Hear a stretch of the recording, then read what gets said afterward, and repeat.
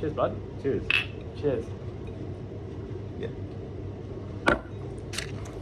So welcome back to Metaphysical Graffiti. First session in 2025. Sam and I finally through the Christmas and January catch up. We thought today we'd talk a little bit about the biggest ways in which we've changed our mind in the last year. There's definitely some pretty I guess it's kind of like going through your 20s. You're still quite plastic. There's you're still framing your worldview a little bit. And I definitely have some thoughts on things that have really changed the way I fundamentally view things. Okay. I can totally imagine, based on conversations, that you have too.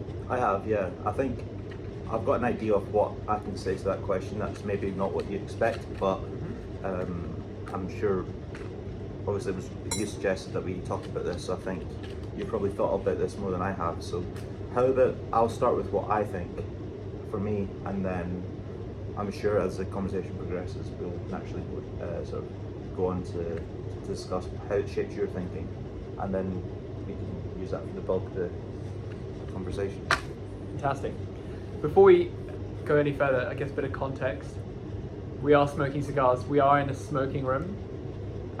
This is a place where Sam and I have come to have many conversations over the years, and kind of where we thought the kind of idea came to us, like based on the conversation we're having here. Yeah. We should have a podcast. Room is a breeding ground for Andy and Sam conversations. So, how has last year changed my thinking? Well, I don't know about you, but last year was the first time ever I started thinking of myself as being 30 years old. And I am not 30, I'm 27.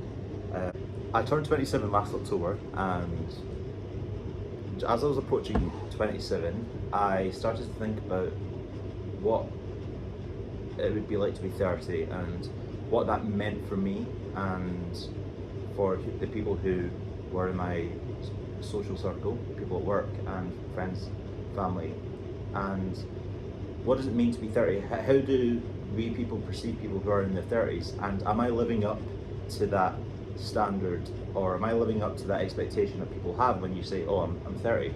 And so this number 30 started coming up in my sort of psyche a lot as I was approaching 27. And then when I turned 27, yeah, it was my 27th birthday, but in my head I was like, I'm 30 now. Like, I am 30. Yeah. And what made me think of past the mid-20s. Well, exactly. You're definitely not mid-20s. Well, you are.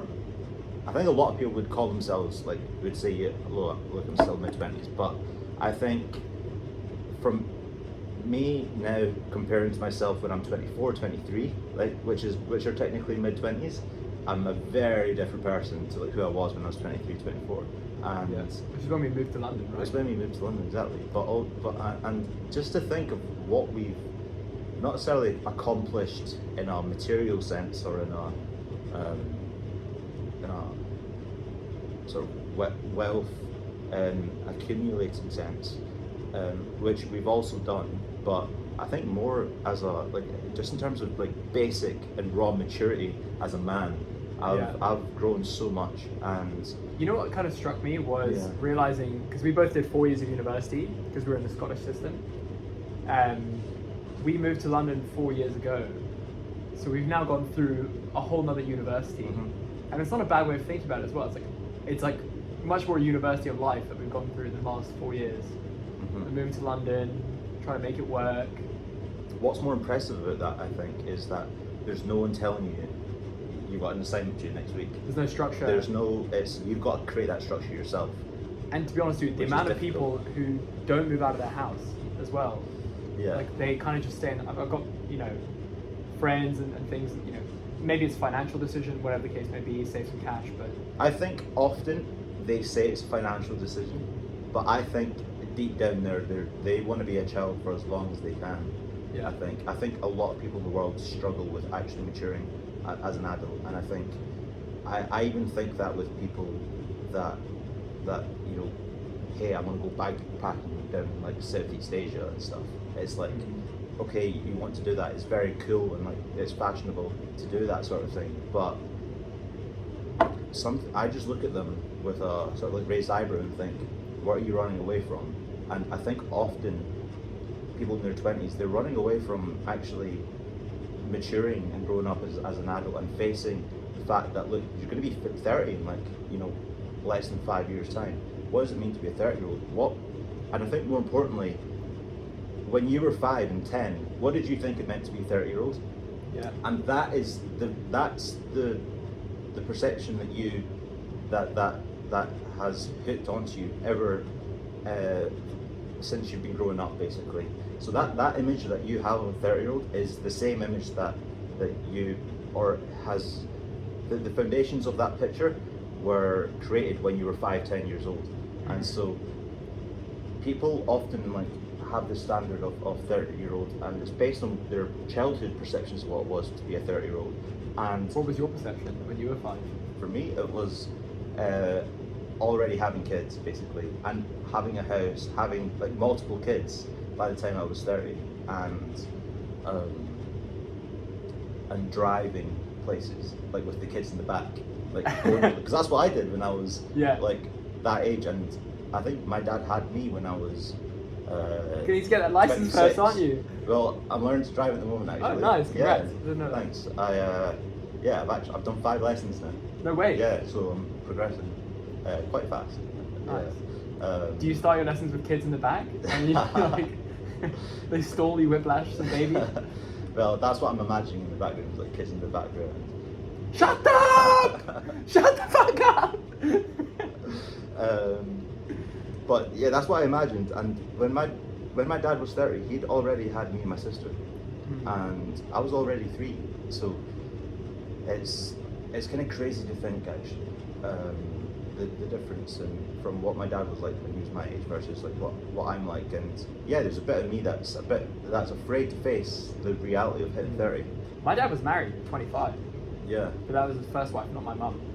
I think the world has made it okay actually to sort of start families later. Either the world's made it okay, or like that's just like the economy.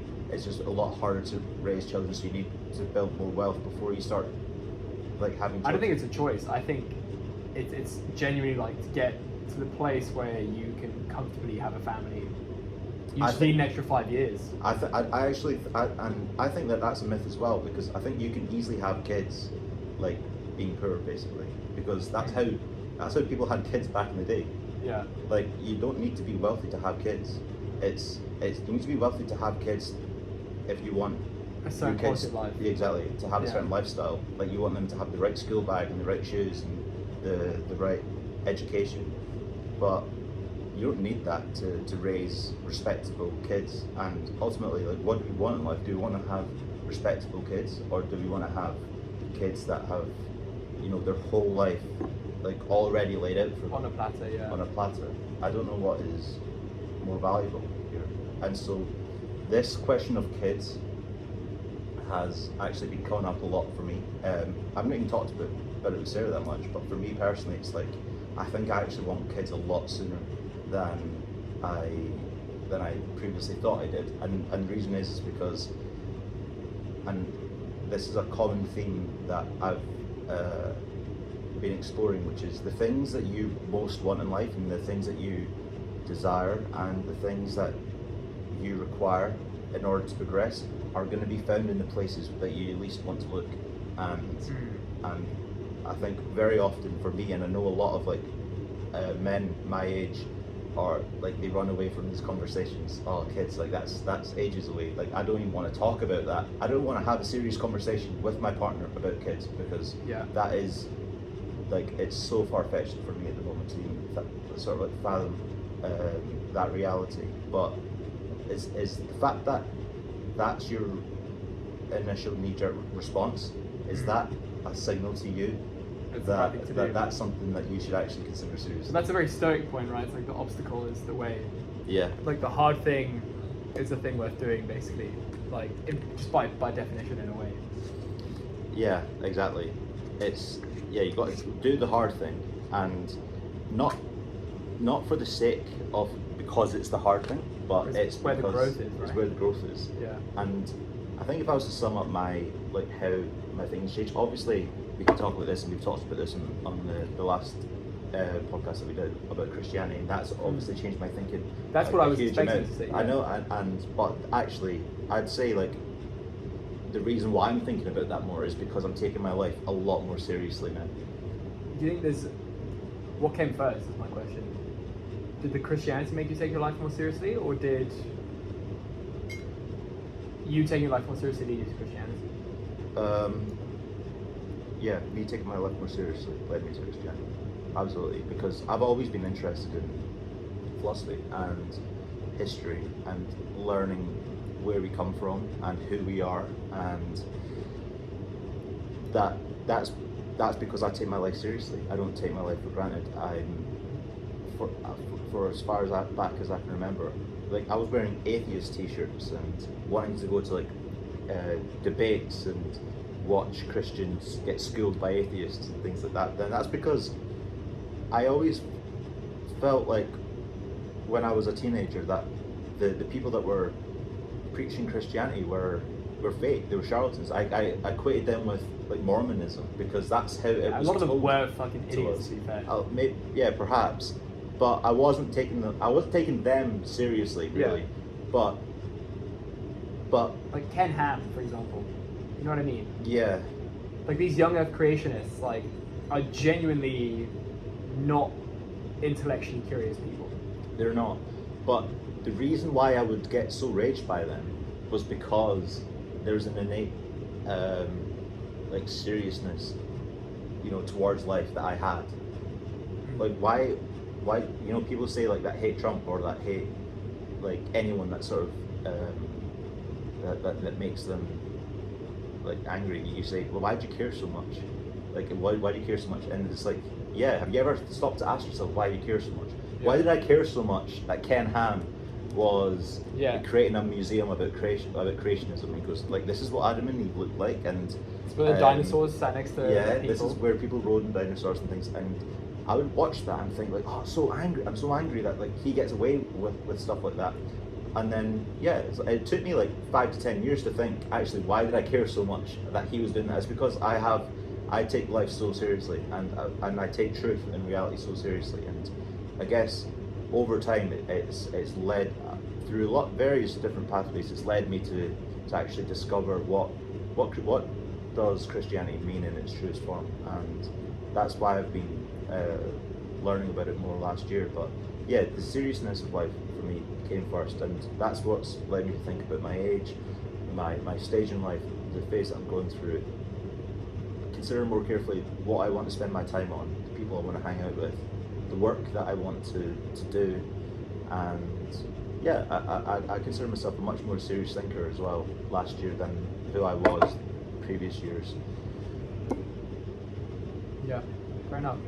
And so the biggest shift in your change is ultimately a bit of age anxiety to kind of crystallize it a little bit. Yeah. You're like, okay, well, where am I? Where do I want to be? There's this deadline that kind of is in your head, and you always want to aggressively move towards. I think that's a great point.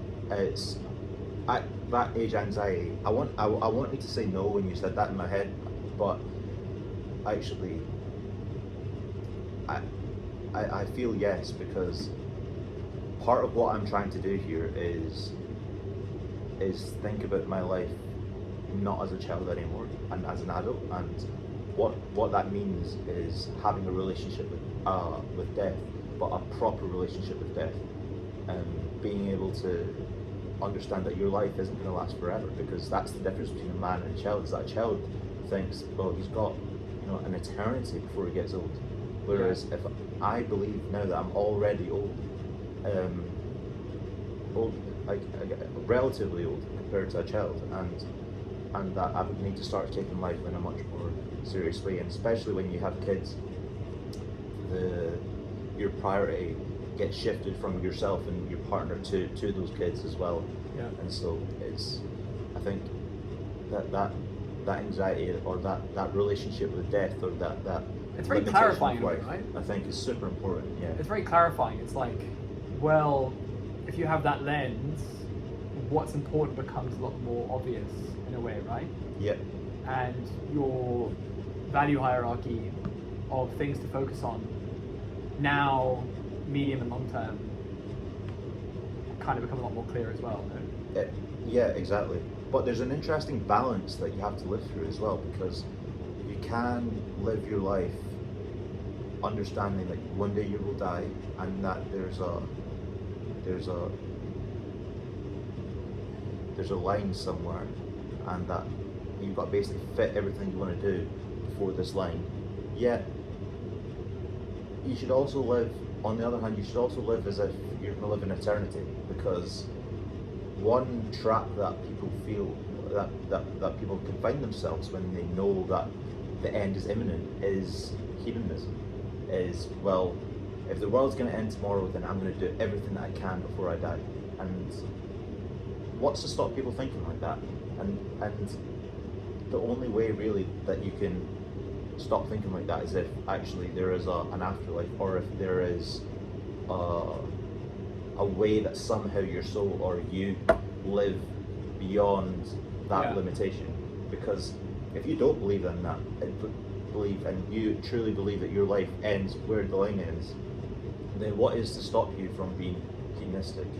My kind of, I guess, metaphysical interpretation of like heaven and hell is like the boundaries of the good and the bad things you do very clearly don't end with when you die.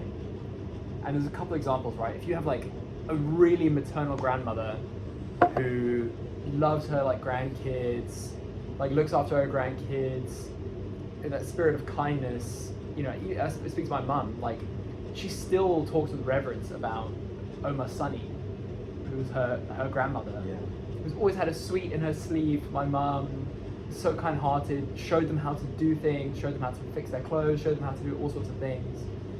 And so the boundary of like the positive actions that Oma Sunny took in her life flowed through to me, even. Mm-hmm. Yeah. You know, even though I never met the woman, they had a massive impression on my mother, which will inevitably have an impression on me and my kids. So even though she's not remembered in the same way like a Charles Darwin is, or like, you know, whatever, some kind of like saintly figure with widespread recognition, that is a kind of heaven, if you see what I mean. You know, and then equally, like, I don't think you could argue that anything that there's any other place that the memory of Adolf Hitler is in than hell. Yeah. You can't even call someone Adolf anymore, right? Like he's ruined the name, and that is, in a way, a hell, right? Like everything you stood for, everything you were about, all the people who were close to you, all the people who took you seriously, all of that is now so boxed off and like beneath us and like beneath contempt even, you know, like that is hell in a way, right? Like if you consider like a kind of heaven being like your like philosophical ideals, the things you cared about, maybe a Churchill's a good example, right? Like, and like the preservation of, you know, your things you took seriously, like continuing on for generations, that is a kind of heaven, and the converse is a kind of hell. Yeah. I know that's not like a normative like Christian claim on like heaven or hell, because I think that's very much how I perceive heaven and hell. And to add on to what you were saying, I think I would also add on the emotional responses that we get as well from said people, that when we're and the sort of neurochemistry that happens when someone mentions the name of your mum who has just passed, or someone mentions like the name of your father, it's the same chemicals that will be activated in your head as if they just entered the room. Yeah. So actually, what is the difference between them being actually physically present on the planet versus them not being physically present anymore? It's what. So, for example, let's take like imagine someone has a granddad and that's their granddad's room, and they use that room. The granddad has forever used that room to do their painting in, and that's where they keep all their stuff. That's where their paints are kept, their canvases and everything. And then one day he dies, and the family's like, "Oh, you can't go in there. Why? Because it's granddad's room." And maybe that was a rule that happened even when he was still alive. But even when he dies, the the rule still stays, but who is Granddad anymore if he's gone? Like, why does when Granddad died, does that room then cease to be Granddad's room, or does it continue to be Granddad's room? And I think we act as if Granddad is still here because you still don't go in the room. And at some point, you're gonna have to, sell the house, or you're gonna have to go into the room at some point. But his presence is very much still there, from a like a neurochemical perspective. It's the same. Do you think that? I mean, again, this is kind of where I would argue, and maybe it's an interesting point of discussion, but like, do you not think that collective agreement of something is kind of the definition of spirituality? Like, that is Grandpa's spirit. Yeah. There, and it's like a collective agreement. It's a collective way that we act, and it's an emergent thing across multiple brains, as opposed to kind of a personal thing.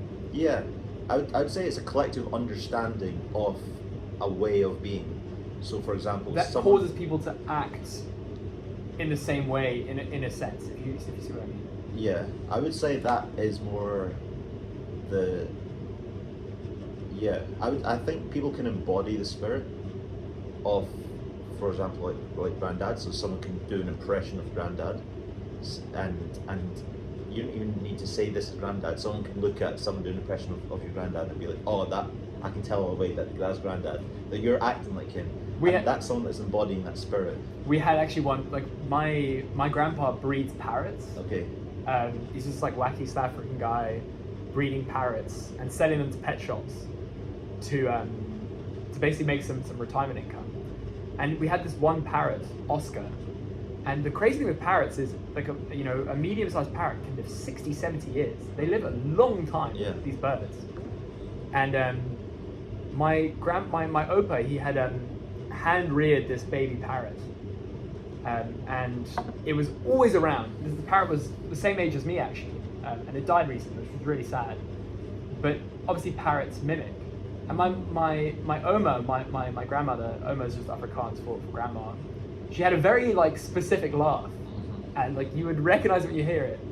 And the parrot used to just obviously mimic and parrot her laugh. And long after she died, you would walk around the garden and you would hear my grandma laughing, because the parrot was still parroting her. That's crazy, and I think I think that's what people mean by heaven. Going back to how we started this bit, was basically it's not just the fact that their presence can remain among us through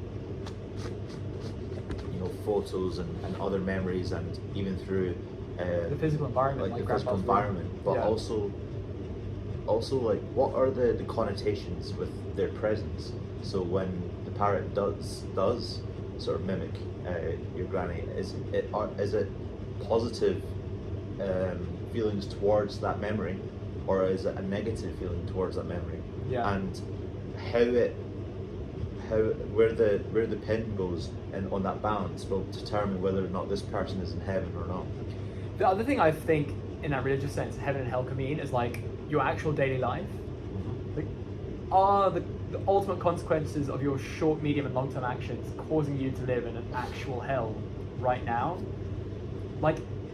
If you think about it, the guy who has to pay child support to 4 different mums because he's been shagging around, and he can't catch a break, and he just gets drunk every night because he can't really deal with his problems, so he's hungover every morning, his body's going to shit, then he's addicted to pornography, so he can't really talk to women anymore.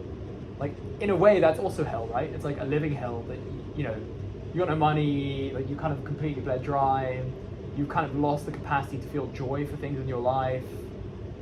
That's also in a way a living hell, right? Yeah, I would ask that person if he knows that he's living in a hell. And what would be interesting would be that I bet for some time he would say no. Is it, and I mean this is an open question, is it the case that it's true that when he says no, it's not a living hell, that it's not a living hell? Or is it objectively a living hell? Is it an only hell if he experiences it as painful, that way of life? What do you think? That's a good question. I mean, you could subjectively be having a great time, right? But then it's like, what's the impact on the people around you as well, right? Like those kids are not going to have very good dad or whatever, and that's going to have knock-on effects to their kids. I mean, you know, it's a really good question. Like, you know, if you're genuinely a psychopath, I'm not saying this guy in this example is, but like, if you don't feel the capacity to feel upset when other people are getting hurt or whatever, you can enjoy it just the same. Yeah. That's a good question. Yeah, it's making me think. That's why you can't, like, as a social, like, society, you can't tolerate those people, right? Because if your definition of pleasure is not in keeping with like a broad moral standard that in general benefits everyone, right? Like your sense of fun is rolling around in a limousine with a BB gun in a poor area shooting kids, you know, like you just can't tolerate that, right? Like as a society. So then what should we do with these people? What should we do with those people?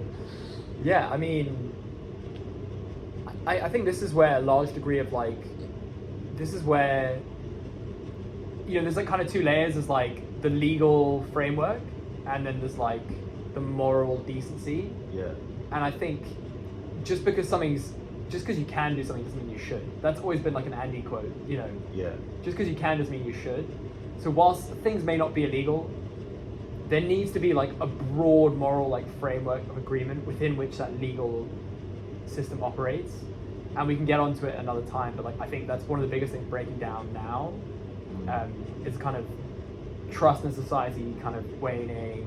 Yeah. Just broad scale like just grifting and like the bar just ever sinking lower and lower. To the point where like you have people doing things that like obviously you can do it, but like what does this get us? It's like this is like, you know, I think for example like, you know, I'm not a fan of Nigel Farage at all, but I was thinking a lot about like this instance where this OnlyFans chick basically milkshaked Nigel Farage, and I didn't realize she was an OnlyFans girl. Yeah, well, he's been milkshaked a few times. Okay. He's been milkshaked a few times. But one of the times it was recently, the one that got fined. She got fined. Yeah. She got taken to court and stuff.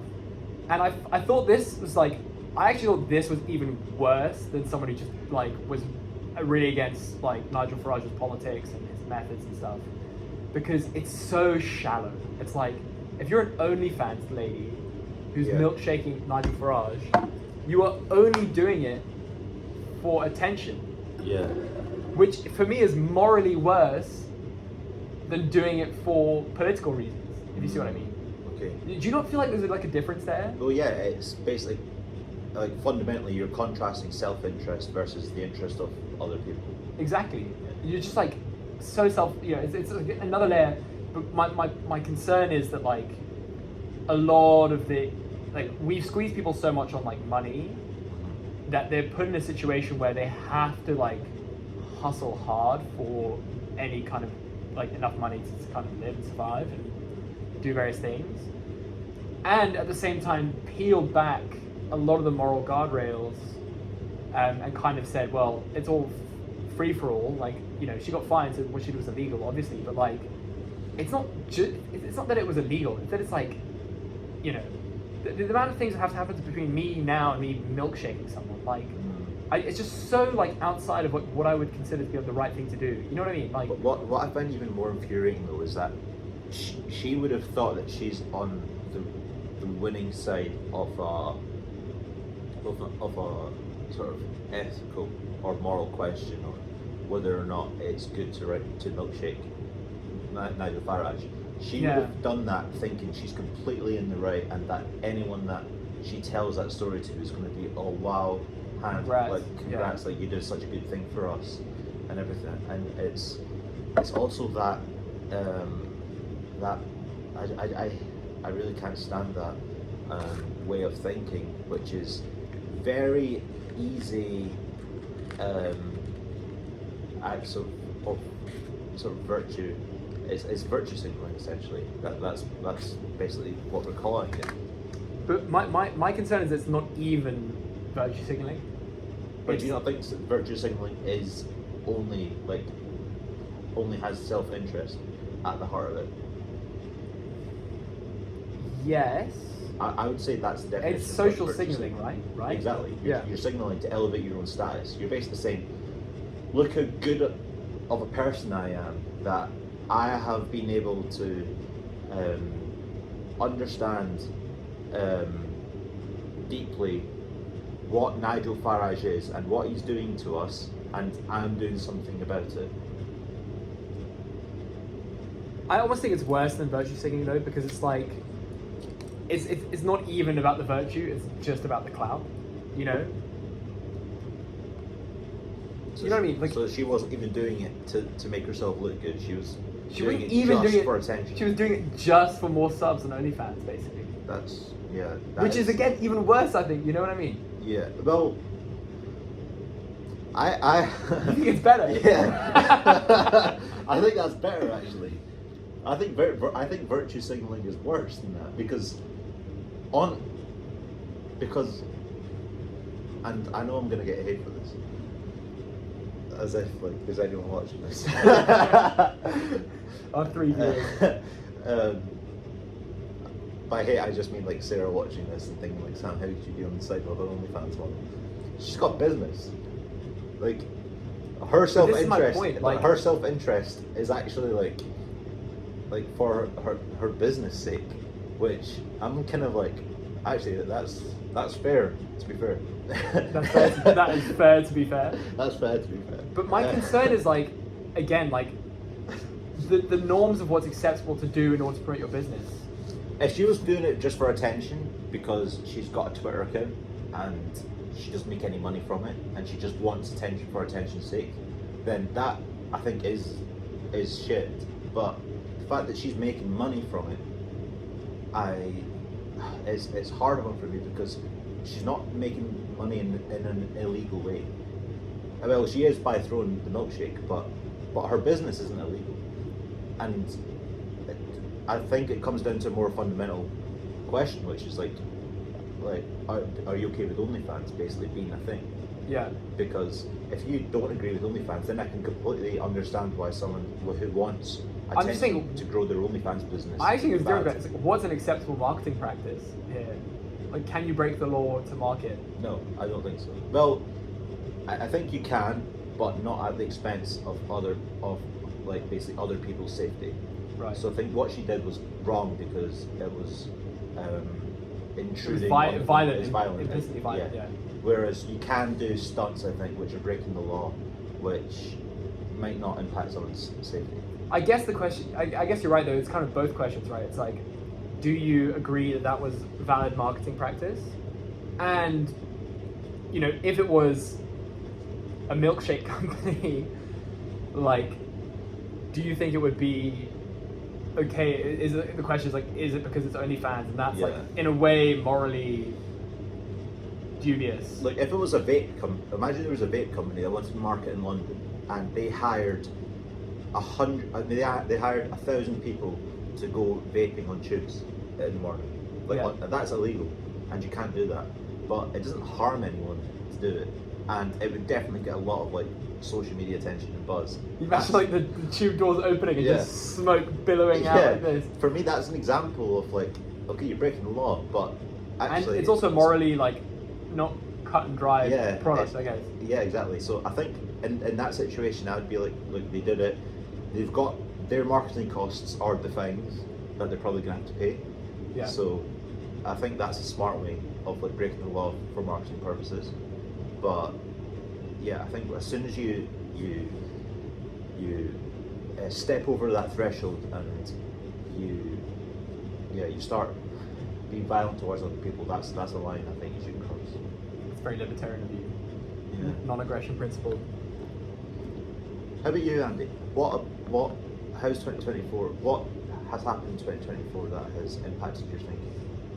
I would say, I mean, I brought the topic, right? So I was thinking about this a bit in the sauna before we met. And there's two books that's changed the way I think a lot in 2024. The first is Dominion, which we've discussed at length. The second is Alchemy, which is Rory Sutherland's book. And then there's a bunch of like, I guess, extra experiences around these two that have shaped it a bit. But it kind of, these two books frame my thinking in a way that kind of made me open to those experiences, I would say. Do you, random question, do you see any overlap between the lessons that you've learned in Dominion and Alchemy? Absolutely. Okay. Yeah, absolutely. I'd love to hear what that overlap is. So I would say the core thesis of Alchemy is that because they're very different books, obviously. Yeah, obviously they're very different books, but like, Yeah. I'm like, but in a way. but like obviously, like it's obviously that it's obvious that they're different books, which is why I've asked about the overlap question. Yeah. That's why I'm really interested to hear. So okay, so I mean, just context. Obviously. Dominion is Tom Holland's opus about how Christianity shaped Western civilization, and how the core thesis is we're fish swimming in Christian waters, despite the fact that we've rejected Christianity at a cultural level. Added like just the base like assumptions about how all the world works, how people interact with each other, how things should look. We're still like utterly and irrevocably. I would question that bit about we reject Christianity. Just I'd say more like we just it's don't evolved. know. Well, we'll get onto it in a sec. I would say like this whole like victimization of our culture is like a key very part Christian. of Christian. Yeah. So it's not that it's maybe that we've gone so far in a tiny aspect of Christianity. But you can even argue Marxism. I would argue like Karl Marx is just the 1800s Martin Luther in a way, right? As an expression of like a very the meek shall inherit the earth, blah blah blah, right? And it's happened before in Christianity as well. The Anabaptists, the diggers, blah blah blah. Yeah. Okay, that's Dominion. Alchemy is a book about like how it's like the interplay of like cold rationality and like the way of thinking of, let's say, an accountant, where everything's like in a spreadsheet. And there's a lot of power in this way of thinking because a lot of things are super systematic. Yeah. A lot of things are very like, in a kind of like narrow sense, like scientific, economic, rational actors acting in a way, markets, etc. But the confounding variable with that way of thinking is emotion and the whole psychological layer of things, right?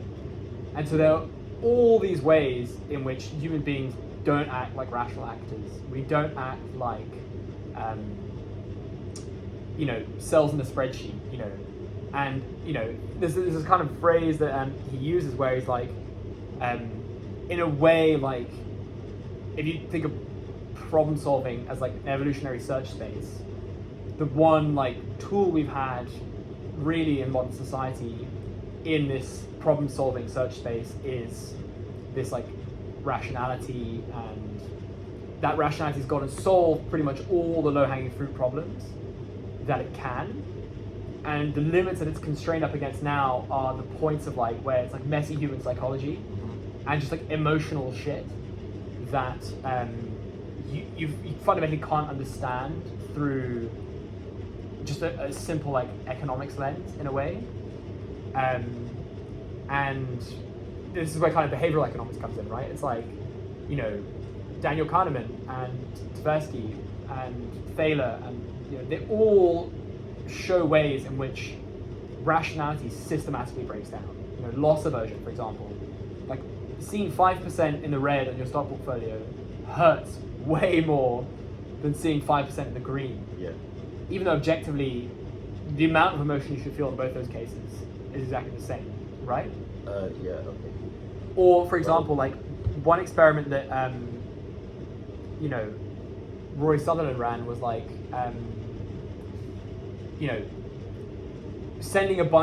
let's say you like fundraising for a charity, you send 100,000 envelopes through 100,000 post boxes, 100,000 doors.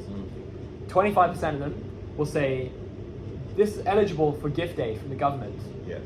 You get 25% back on top of your donation gets added to this charity. Then you have one with like some cute fluffy bunnies on the envelope. And then you have one that's like, the volunteer will come to collect the donation in person. And then you have one that's like made of much more premium paper. Yeah. And he says like, although like economically rational people would say, well, my donation is going to top up 25%, therefore this is the most good I could possibly do is to go for this envelope. That envelope never does well. No. You know, the one with the fluffy bunnies does pretty well. The one made out of premium paper, although this is like it's like a tangible thing, but it's like not necessarily rational. It's like you feel much better putting a 50 quid note into something made of. Well, probably an economist will tell you that's the worst one because it costs more for the paper. Exactly. But anyways, that's kind of a narrow exemplar of this point. And it's like, I guess his broader point is like, silly things can be really good ideas. Not if you look at it from a balance sheet perspective. Yeah. Not if you look at it from like a purely rationalistic perspective. An economics perspective. An economics perspective. Like the finance department running the company, right? Exactly. It's a bit like the UK government where it's like treasury led, you know, like unless you can show, and again, like they drag you to their level because this like kind of sense of like rationality forces you to speak in that language. Yeah. You can't say let's run some cheap, dumb, crazy experiments that could have like asymmetric payoffs. Anyways, so Rory Sutherland has this, he's this very different way of thinking, and one of the points he makes in his book is like, everything looks obvious in retrospect, right? Like, even scientific progress, like, Fleming's penicillin discovery, obviously fungi have a way to fight against bacteria, because that would be one of their nemesis. So obviously there's going to be some out there that have broad antibiotic properties that one could commercialize and put into a pill. But it's not obvious, I guess, in anterospect. I don't know what the opposite of retrospect is. Looking at it forward. Prospective. And prospect, I guess. And one of the problems with rationality is it demands logic before you do something. Yeah. In order to like test it, when a lot of things work and you don't necessarily know why until many years after. Yeah. Penicillin is another example. We didn't know how it worked for a long time afterwards, right? Yeah. And so I guess the point is like, even evolution doesn't give a shit. Evolution gives no fucks about rationality. Evolution is just a big like, let's try everything and see what sticks.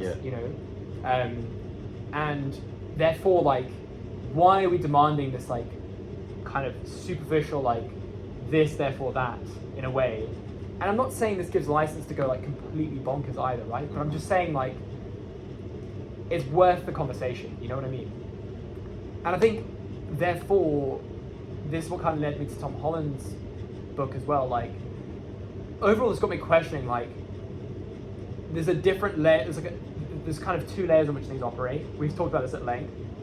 There's like the kind of cold base layer reality layer that things operate on. Then there's a human psychology layer.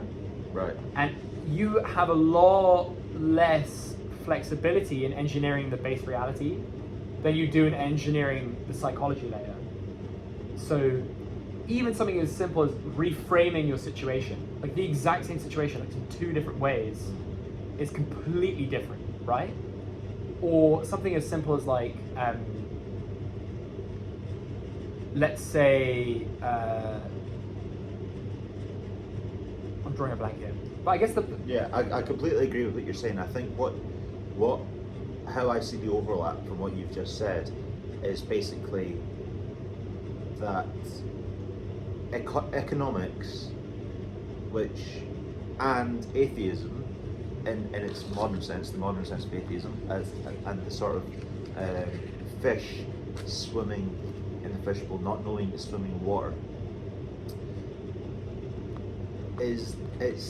they both come from this the Enlightenment tradition, basically, which is you create this contrast between the base level of reality and the human psychology, the way that we perceive things with through our psychology and not through the objective reality. And I think and obviously economics and Adam Smith has all been born out of that Enlightenment period, but so has the sort of rational worldview. So yeah, that's how Rory Sutherland's argument against that and Tom Holland's argument against that, basically the two things that they're opposing, both those things have the same roots, which is basically people have, from the Enlightenment period, like Hume and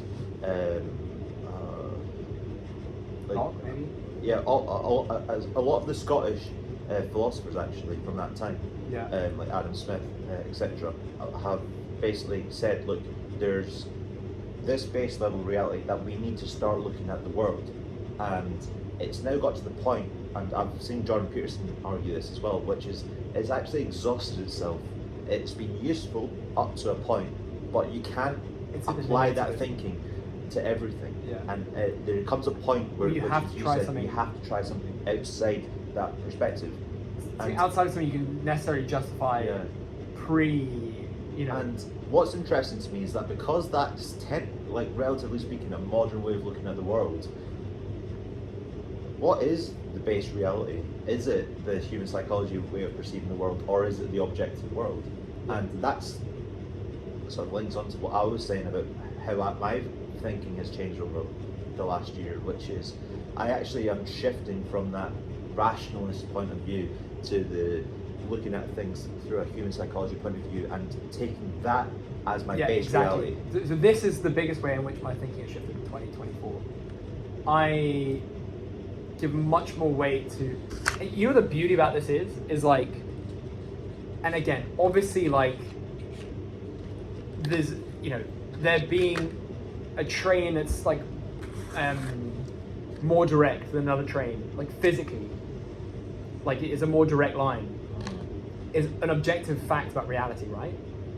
But the way in which you experience the train journey, we all know how flexible our capacity to experience time can be, right? Yeah. And so it's like, well, what's more important, right? Like, Yeah. are you going to spend like 100 billion making a train run 10 minutes faster, or can you spend like a fraction of that with like luxury seats, To make it you know, feel faster. you know, fantastic, like free beers for everyone, like, you know, 10 billion goes a long way, you know what I mean? Like, absolutely. you know, you make it feel faster, you know, and I'm much more now as a person in this like psychological layer, because you know what, it's just like, it's so much more malleable, it's so much more like, and this is why marketing works, by the way. Marketers all know this, and this is where the layer in which they operate.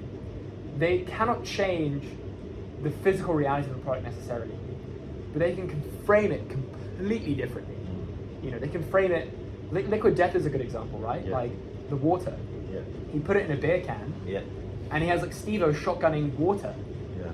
And he's made water like badass. And this guy's got fucking loaded with tattoos and like, I don't know you if know. you saw the news article on that today though. What happened with that? They exited the UK Why? because the business failed. Did not work in the UK? No.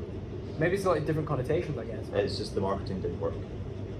People in British people just perceived it as expensive water, and it's to do with cultural differences because tap water is like a very common thing. It's ubiquitous, yeah.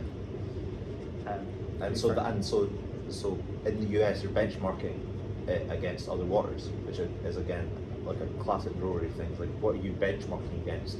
Are you selling the Rolls Royce next to the Toyota, or are you selling it next to the yacht and the Learjets? Context is everything. Yeah. Context is everything. And for British people, is tap water, like that's what they're benchmarking. Yeah, exactly.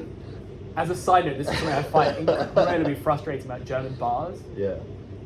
If you're in a German bar or indeed like a club, like, you could be like so dry mouthed, you could have been drinking like, you know, all day, it doesn't matter, like you go to the bar and there's no tap water. Bear in mind, people in Germany take a lot of drugs. You know, people take a lot of MDMA, whatever, which is like perilously dehydrating, you know what I mean? Yeah. And they still charge you €3.50. Yeah. Like some rant €3.25 for a glass bottle of water, and you have to pay cash. Really? And let's say you know, some hypothetical person's taken some MDMA, they've danced all day, they need some water, and they don't have cash. Like, go fuck yourself. Oh, fuck. Isn't that crazy? Anyways, sidetracked. One of Rory Sutherland's points in his book, which I found really interesting, is like, okay, like, and I guess this ties back to the evolution point, right? Like, you know, there's the David Deutsch point where he's like, all of like genetic evolution was getting everything up to the point where like cultural evolution could take over, because cultural evolution, not revolution, can take place at a substantially higher rate than genetic evolution can, because you don't have this situation of needing generations. Yeah. You know, a meme, as in the Dawkins sense, Yeah. you know, that's basically what I'm getting at. Like, it can evolve much more quickly. Yeah. You know, and I guess my point is like, you know, to tie into Rory Sutherland's point, is he basically says like, okay, like, you may not be able to rationally justify Christianity in a way, right? You may not be able to say, you know, Ken Ham is like trying to find like soil layers, and like he's approaching it at a scientific angle, which I think is why he implicitly loses the arguments, because you're taking the framework that has been used to deconstruct it to try reconstruct it, and it's like you can't even talk about it on that level, because for me, religion's like at the psychological layer, science is at the objective reality layer, if you see what I mean. The two can interact, but like, you know, as soon as you take this like framework of understanding to here, you kind of end up as the accountant at your work or whatever, you know what I mean? Like, and so, you know, if everyone who is a Christian, not everyone, but like in general, Christians tend to have stable marriages, not having kids out of wedlock, like, you know, less depression, less anxiety, stronger communities, all these things that you would generally consider to be aspects of a good life, you know, does it matter that you can, this is the core question, like, does it matter that you can't get there rationally, if you see what I mean? Like, do you need to explain that through your rational mind? I'm not saying that I'm completely on board with that, by the way. I guess it depends what you mean by rationally. For example, someone can give you two examples and say, hey, you can believe this irrational thing, or act as if this irrational thing is true, and it'll make you a better person. Or, well, the other case is perhaps maybe you know, take life as it comes and see what is in it, and whether or not you become a better person is up for, I guess, debate later down the line. And what's to say that the first option is not rational?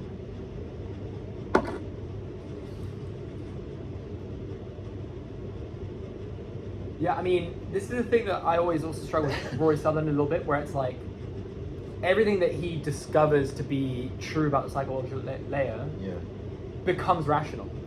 You see what I mean? Like, the marketing strategy that found that, like, if you want to sell this product, you know, you go into a boardroom of like airline CEOs and you say, they're like, want to talk about airplane specs and like, we've got the latest engines in the plane. You like, no, advertise it with like cute little ducks walking down, and that just happens to be the thing that kind of works. There's some fact about the human brain, or culture, or whatever, that is like rationally a fact. It becomes rationally a fact, right? Exactly. But I guess it's more like the method of discovery of those things. I think exactly. It's more the method of discovery. It's more like needing the evidence beforehand in order to. It's again, if you want to link into Christianity, it's like basically saying like, I need to absolutely know that Jesus was God and that he literally came back alive before I can believe that he did that. And that's basically wanting the evidence before you can then take that leap. I think that's just not going to happen basically in essentially in a Christian sense. And what Rory's saying is like, you need to basically take those leaps of faith, which I think Tom Holland is also arguing to me as well. Yeah. It's very interesting, like, Tom Holland doesn't actually conspicuously argue that anyone should be. Yeah, that's true. He doesn't say that anyone should, I think. I think he was more saying like that's what people have done, essentially. I guess the core argument is like, everything that you, like all your moral frameworks you value, come from this place. Yeah. And I think the fascinating thing about the book as well, about him, is that, as you alluded to, about meanings that change, is that even the perception of Christianity has changed over time as well. It's not the same Christianity that was believed 2,000 years ago. Even the 100 years following Jesus, it was, even that evolved into like what it is today. Even the church has evolved, and very, very recently. Like you can compare church now versus what the church was like typically 20 years ago. It's completely different. Yeah, it's like rock and roll music versus. Yeah, like car cycles and things. Well, it's like, to what degree should you TikTokify? You know what I mean? It's like, well, what is the medium through which you communicate these things, right? Like, but it's gone from like hymns played on an organ, which in and of itself was different to how it was done previously. Yeah. It's like, well, you're adapting to the technology. Even religion itself has evolved. I mean, Protestantism doesn't exist without invention of printing press. Yeah. No, so it's in a way as well, like radical Islam, like ISIS doesn't exist without the internet. Or AK-47.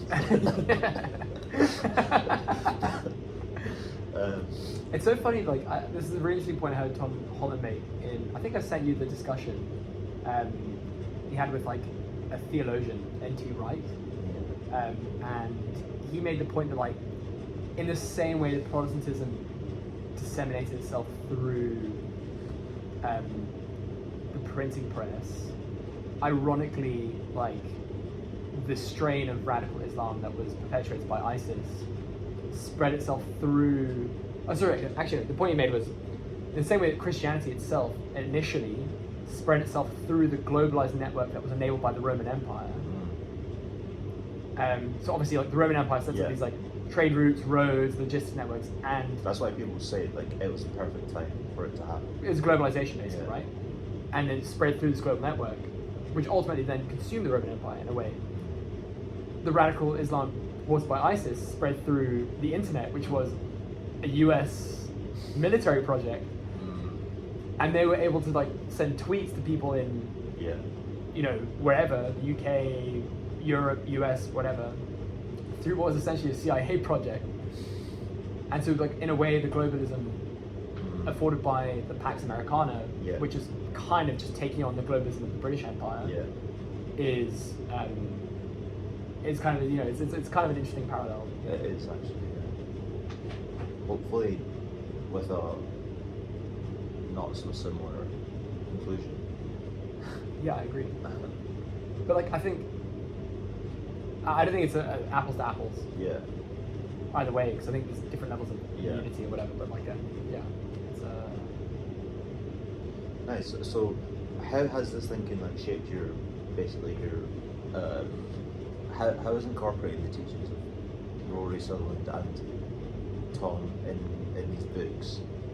How has that basically changed your outlook in 2025? What are you going to start doing differently? I want to start taking. I kind of want to take more of a childlike approach to things in a way.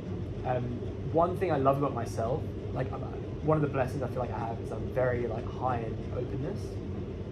Like all these things, they can be a blessing and a curse, right? Like on one hand, being really open allows you to not be like too dogmatic about anything.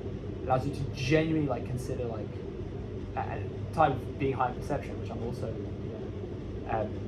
It also allows me to really put myself in other people's shoes, really try and understand where people are coming from, that kind of thing.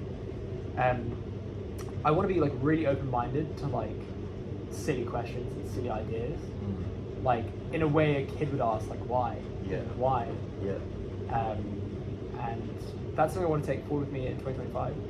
The other thing I want to take forward as well is like the ability to genuinely like fundamentally alter reality by changing something as simple as like the framing of a situation, or minor aspects of the experience of the situation, which make it feel more like premium or like, I would say those are kind of like the things I would say I want to take forward with me this year. You want to enter the year with a sort of newfound ignorance. I just the capacity to be willing to say silly things, do silly things that are kind of an experiment. Like, all this is underpinned, by the way, by like the understanding that the only way we generate any new knowledge whatsoever is trial and error. It's almost never the case that you have an a priori set of logical reasoning that leads to a Nobel Prize. You know what I mean? It's almost always like random testing. You know what I mean? Like, it's very rarely the case that you just logically deduce the discovery that leads you. It's like you've kind of had a broad idea of something to try, you try it, and it works, and reality gives you this feedback, right? Again, if you're approaching everything from exclusively a rational framework, you almost box yourself into saying, I can only ever try things that I can logically deduce a, I guess what, pre-ante, I guess. That's the only set of things I'm willing to even consider trying.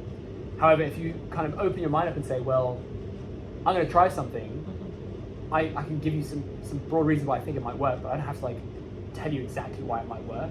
I'm happy to discover that afterwards. That's kind of the spirit of what I'm taking in. I think one of the things I can imagine being a difficult hurdle to overcome with that way of thinking is the lack of confidence that you might have in any sort of decision making, therefore, because you are going to be basically going in blind in a lot of situations, not knowing what the results are going to be. So how are you going to balance that sense of like, I want to be confident in this decision that I don't know what's going to happen, but that's okay. But again, like, these are typically situations where you've tried everything else in a way, right? And it's right, like, okay. You know, generally speaking. But you don't. But I'm assuming that you also don't really want to say that. Like, I'm taking these decisions as a sort of last desperate attempt on something. No, not at all. I'm just saying, like, there are things in my life that I've tried a bunch of different things to fix, and you know, like, it's not really got me anywhere. You know what I mean? Like, what's the harm in trying something new? You know what I mean? Yeah.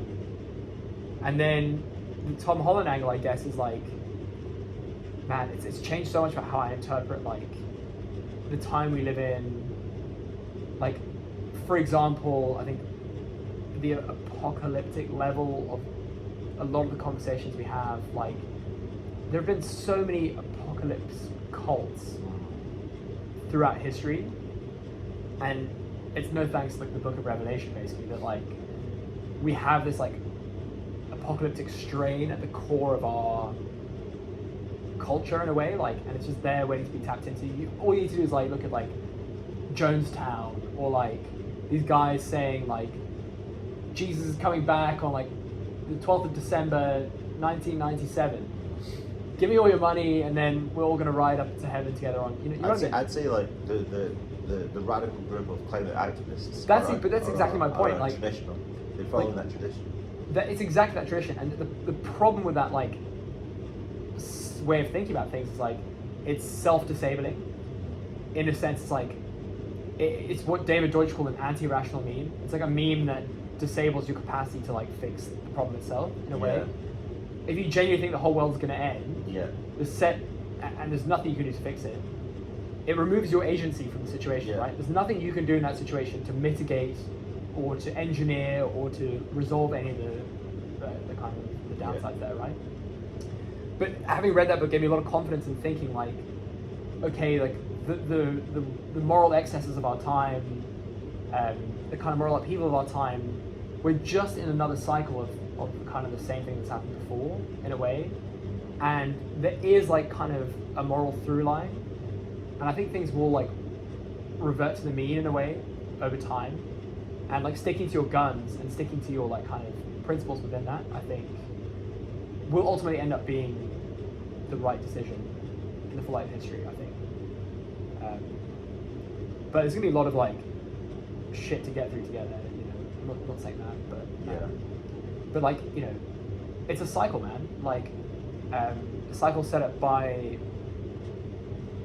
you know, there's just like various reformations. You know, we're living through one of them now. You know, like Paul, the papal reformations, Martin Luther, Karl Marx to an extent. Now, like, it's cyclical, How would you describe the nature of the current Reformation that we're going through? I think because we've intersected this Reformation at a time, I don't think it's coincidence by the way as well, but like it's at a time where we've shifted from like kind of predominantly gene evolution to predominantly meme evolution. It's bound to be unstable until it reaches like some kind of equilibrium. So what I mean by that is like you've got the gene evolution up until the point where like you get mass media in the 60s with like just radio, television, kind of these kind of things creeping in, getting more and more mimetic, more and more like broad distribution, up until now where you've got like hyper personalized content, up to the point where like in the future you have like AIs creating your whole information diet for you just based on you, and the personalization gets like finer and finer and finer and finer. And it's from like one TV channel to 10 to 1,000 to everyone's got a YouTube channel to whatever. I would say. So what was your question again? Describe the nature of the current Reformation that we're going through. Yeah, so it's all you have to do is look at the difference between a movie in 1960 and 1970 to realize that like the amount that's changed is huge. You know what I mean? Like a movie in 1960 would still be like that kind of 50s Americana nuclear family like vibe. Whereas by the time you get to 1970, it's like the dad is not sitting in an armchair smoking a cigar. Sorry, that's me right now. The dad is like Homer Simpson. You know what I mean? Like that is like, and so like the time we're living in is like the pill. I'm not saying anything deep or originally. I'm just saying like the time we lived in is the most morally convulsive time in probably the last like 400 years maybe. Yeah. I actually think genuinely the Reformation may be the last like historical parallel, and it's hard for us to like empathize with the people who went through the Reformation, but what happened was like everyone accepted the Catholic Church. Yeah. Everyone. Like there's a whole like moral framework, and like across all of like I guess the world that like I'm culturally familiar with, which is Europe, I guess. Everyone accepts a certain set of principles. Like the Pope is the head. You've got your kings. You've got feudalism broadly. Like this is just the way the world is, and you go from that to being like everyone can have their own interpretation of the Bible. Again, it's hard for us to interpret to kind of come to terms with this being like a revelatory thing, because most people don't really consider how much that would change the life of someone back then. But like, it's the same thing now, where it's like if Martin Luther's saying like, no, like you don't need to listen to this arbitrary structure that's not really mentioned in the Bible. Your personal relationship with Scripture is like equally valid. That's a direct correlate with like the modern time in a way where it's like there is no moral standard. Your lived experience is like the a priori kind of like pinnacle of everything, and this is why it's so morally convulsive. Like at the end of the day, right? Like you upended like all the kind of sense making, like communal sense making that happened broadly, and you like personalizing the sense making, and it's a direct correlation, in my opinion, with what happened in the kind of Baden-Württemberg with Martin Luther. Yeah, I think what's interesting now though is that I think the new era which we're entering into is one that actually is moving away from individualism. I think these reformations that we've discussed have been a trend towards more and more individualism, but I think what we'll see now is a move away from that. Yeah, I think we've peaked in individualism. I think I think this is what the struggle is against. Is against people who say, well, my opinion and my truth is the pinnacle of like my experience, and you're not going to tell me that I'm wrong, basically. Like, it's my truth, and there's nothing that you can say. Like, you can have your opinion, I can have my opinion, but I think what we're entering is basically a newfound unity against among a lot of people who say, you know what, actually my individual needs and thoughts and experiences aren't actually the core of what it means to be a human and what it means to be me. It's about my place in wider society, and I think that's going to start with finding people that you share the same values with. And I think previously that obviously was, Christianity was that value framework that a lot of people lived under, but I think there's going to be, and again, I'm still going to keep banging this drum of this Christianity 2.0 or X.0 of what we talk about. There's going to be this new wave that's going to come where people are going to say, yeah, you also subscribe to those values. It's like, yeah, I do. It's like, great, like we're part of this club now, and I think we're entering into that era. So this is like where I want to test out a definition on you. Like, I've had this conversation a few times, but like, I've said to you, like, I think the beauty of humanity is like, it's like scale and variance, where you've got like an individual who is a discrete unit of, is a discrete unit. Then you got the family. Yeah. Then you got like the community. Then you got like the town.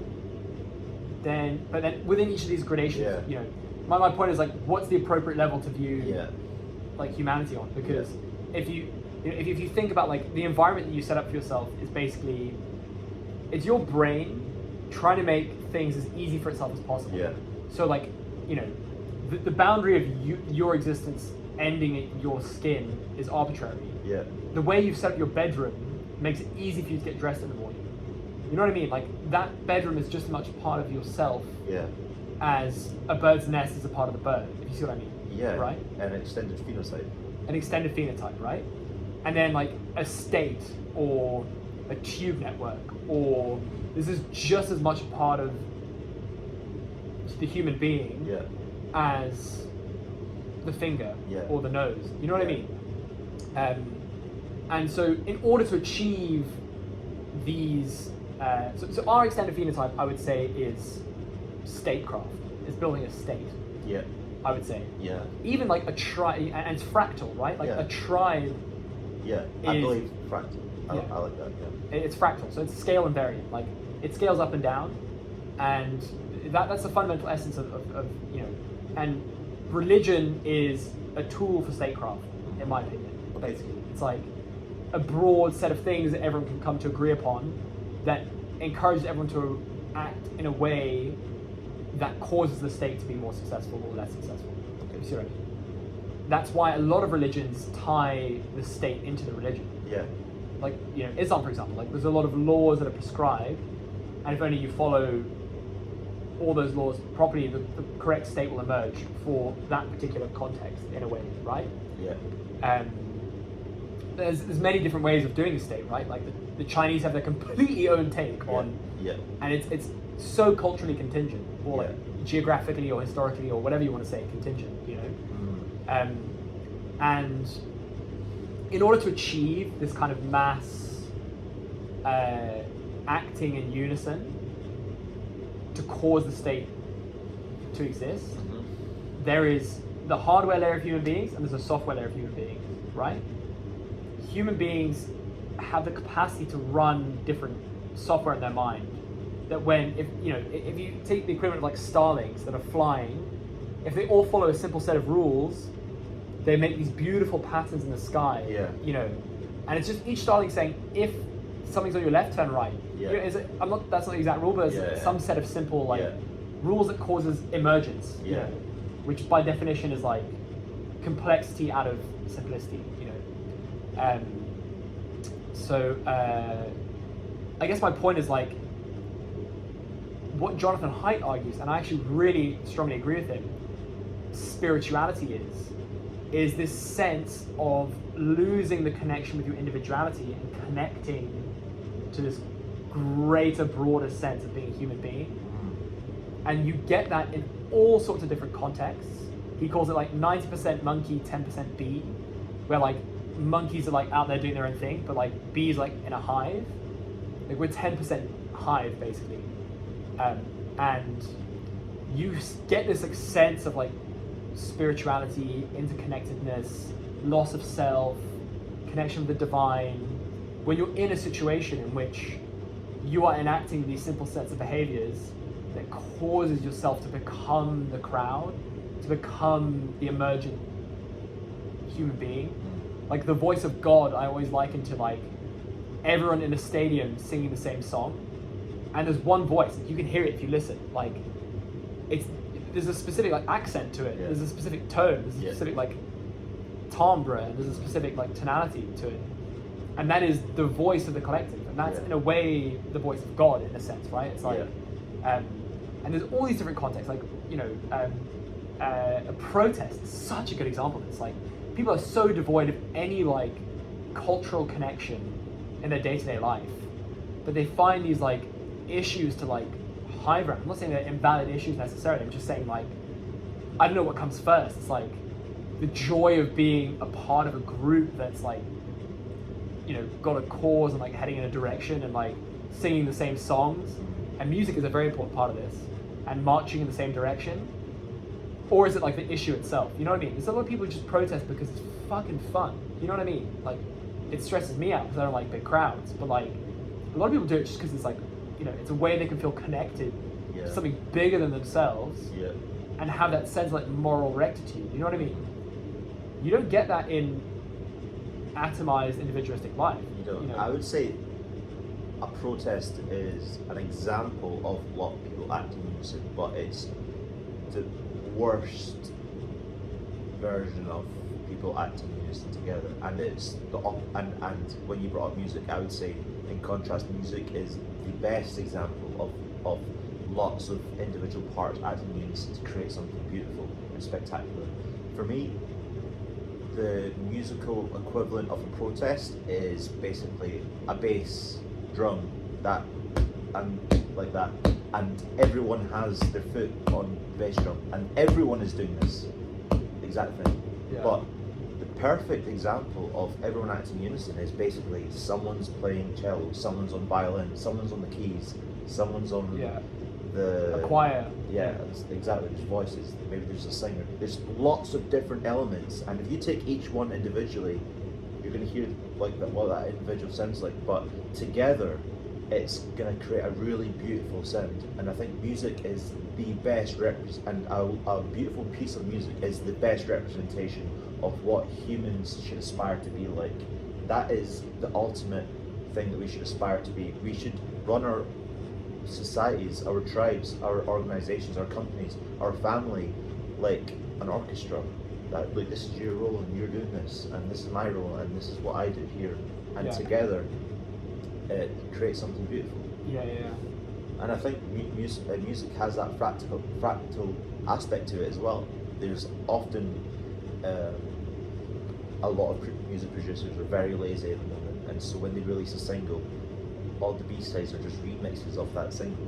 They're not new songs, but the remixes are basically distinct snapshots of that song. So it'll be the song without vocals, so it'll just be the instrumental, or sometimes it'll be the song and it'll just be a cappella, or sometimes it'll be just the vocals and the bass.